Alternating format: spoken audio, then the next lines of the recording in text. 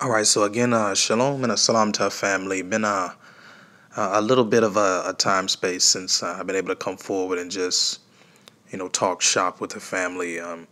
especially those who continue to support Ayin and Rastafari Renaissance, as well as Blog Talk Radio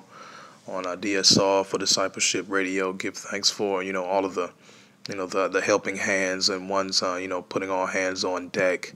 as we, just continue to form up, organize and centralize most of I&I works. But, again, just citing up what I&I brethren and Rebbe Arasi Adino Steferi, the Line of Judah Society, was mentioning about in the video from Rastafari sabbatical, or Black Hebrew Israelites love groups or hate groups, and just again, just a nice pun again that the brother brought up, but of course with so much truth behind it, and we really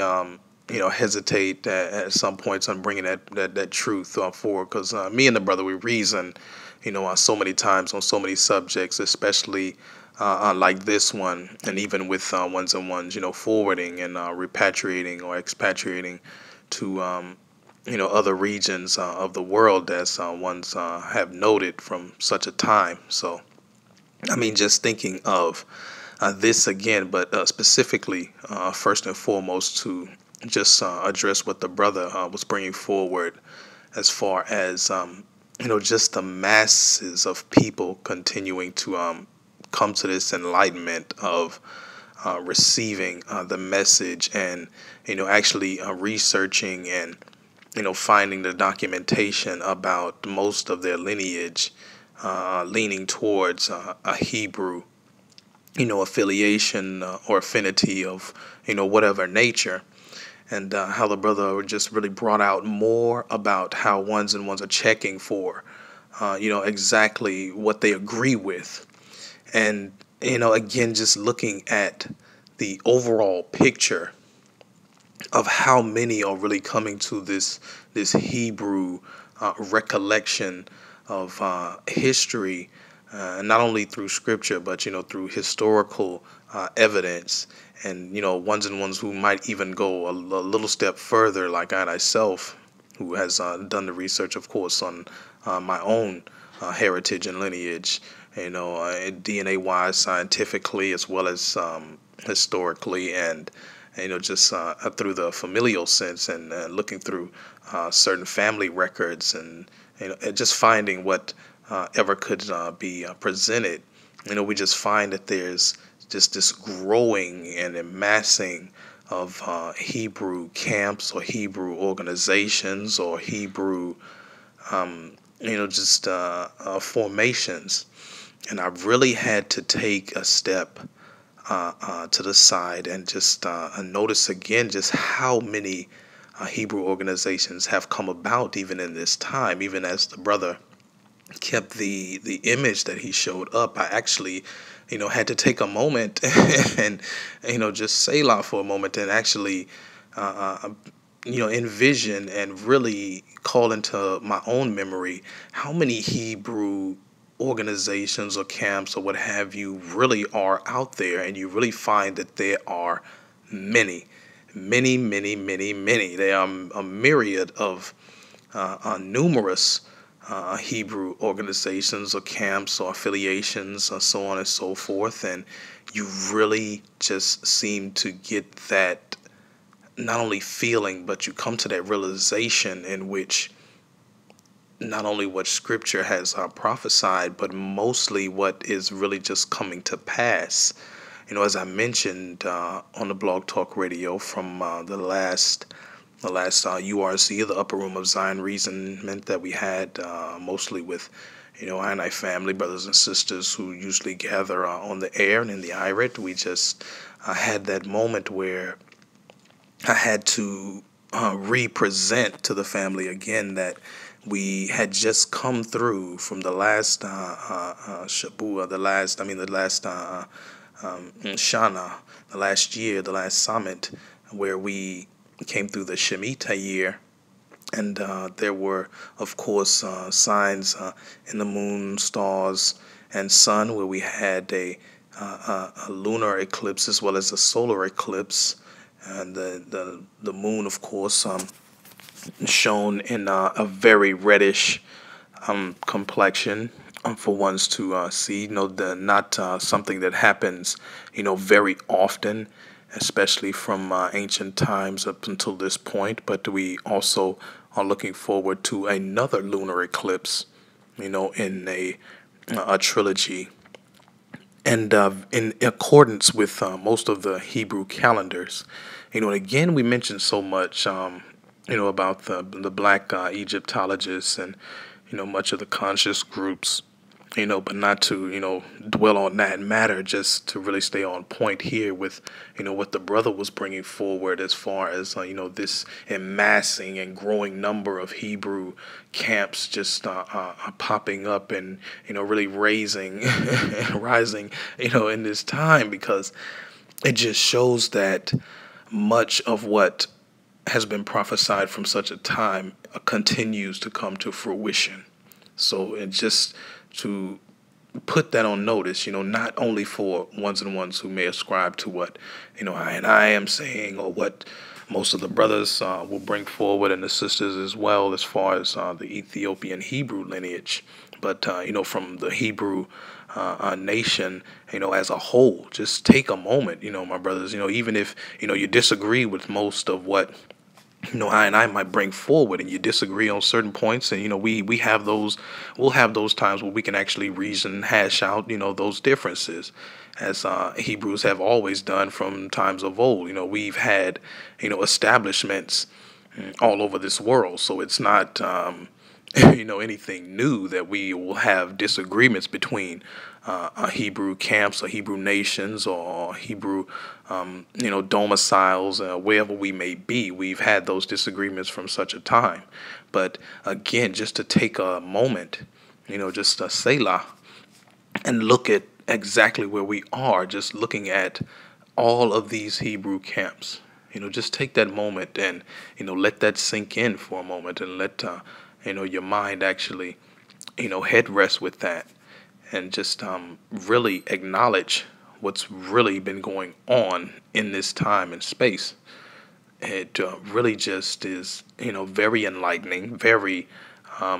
prophecy fulfilling, as much of the prophecies continue to come to fulfillment, especially, in this specific space and time which we're living in now. It really just shows so much of what is to come. So again, just a lot of things to come forward, and there's plenty more signs, and plenty more signs if you actually, have the ears to hear and the eyes to see about what's really going on now here in this space which we are living in present day. And I really have to, again, even shout out the reluctant Nabi from YouTube. The brother brought up forth another reasonment as far as Ghana with the law of the right of abode. And, again, I have to just send that answer to the brother, because he did pose a question as into, what did, other brothers who actually study scripture, what did they think about the right of abode and Ghana specifically, and maybe even other places, as even Ayin, the brother Rasi Adinos, have spoken on in so many reasonments and back and forth, and just brother to brother talks that we have had. And, the Ghana has definitely had that law in place, so it's been through many changes, specifically because so many of many Afro-Americans specifically have been using Ghana especially as a launching pad. Even in Liberia, the brothers of Ben Ami Ben Yisrael of the African Hebrew Israelites of Jerusalem had trotted or spent a time there in Liberia, and before actually forwarding to Dimona, Israel, there in the Beersheba desert there in the Negev, or the south, in which that region is very specific to the land of Judea itself. So again, just most of these prophecies just continue to come to fruition, day by day, and such a time space in which this quickening continues to happen. So again, just sending that out to the brother Reluctant Nabi and others who may, you know, subscribe or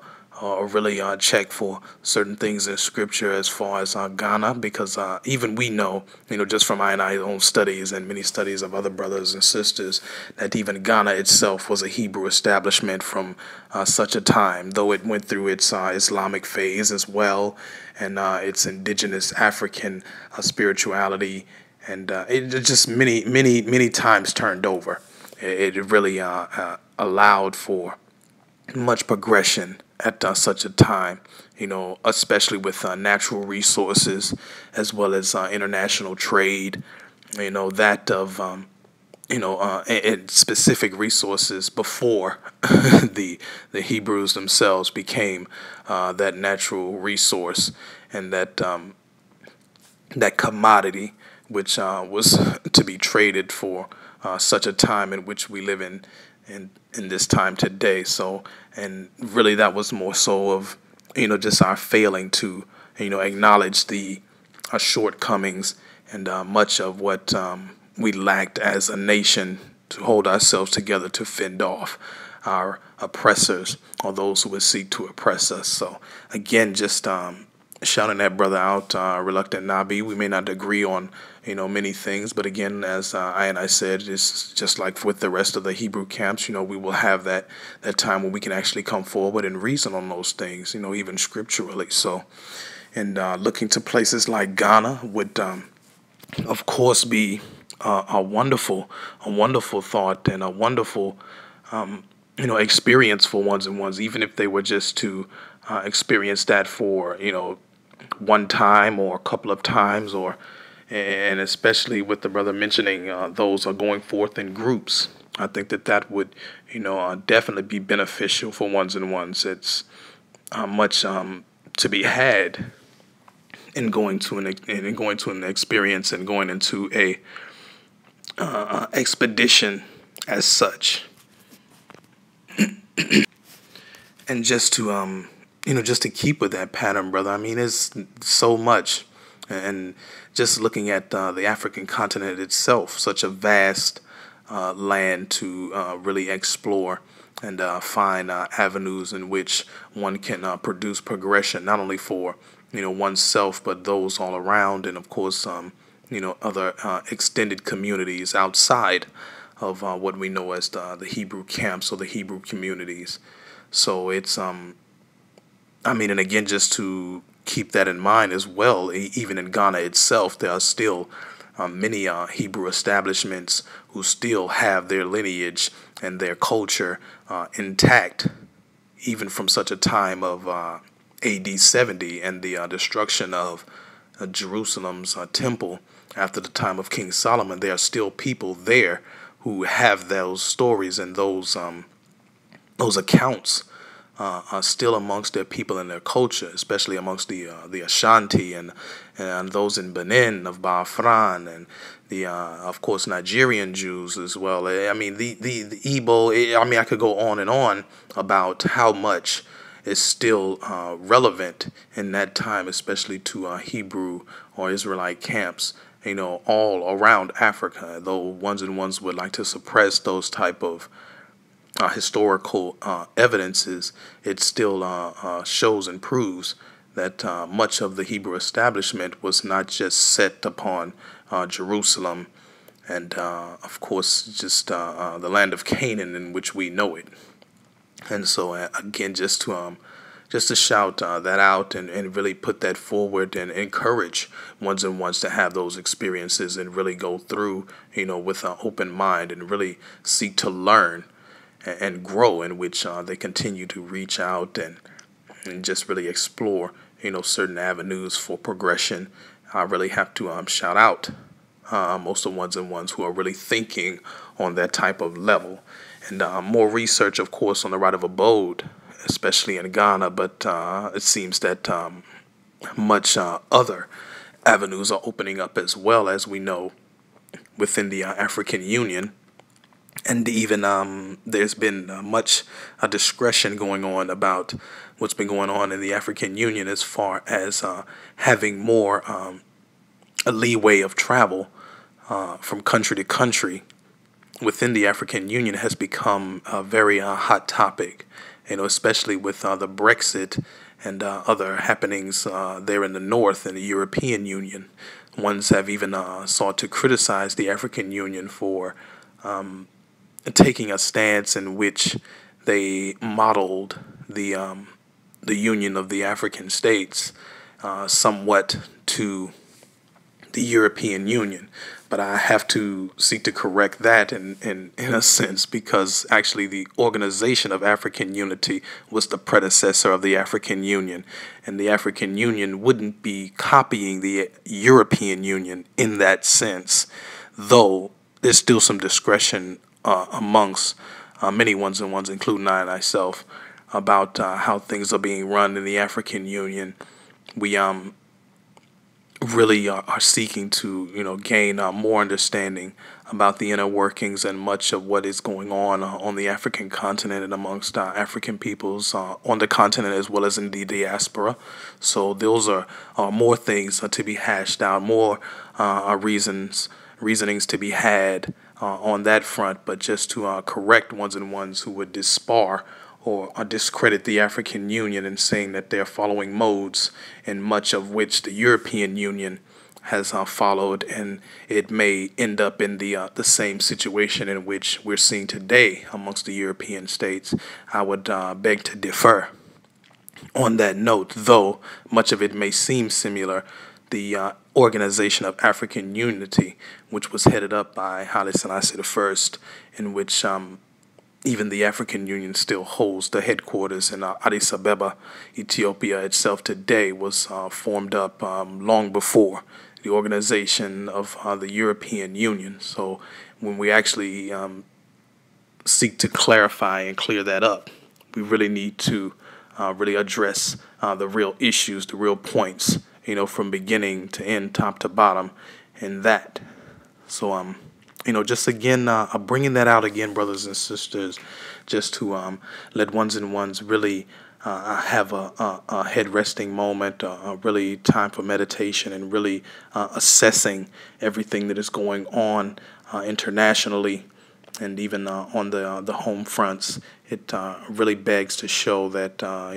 the time is just quickening. It's just a very interesting time which we're living in now, and the attention to the details is very important in this time. So let all who have a chance to check this out really vet much of the information that continues to come in front of you, especially in this time, because so much has been suppressed and so much is being distorted as information wise, and there's a need to really assess everything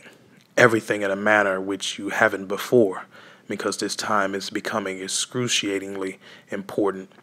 for all of ones who are really seeking, a certain level or a certain platform of truth. So we'll definitely pick this video up in the next portion, because there's so much more that I would like to add to this reasonment. So again, just leave the eye with that, and we'll pick this up in the next video. Shalom and asalamta.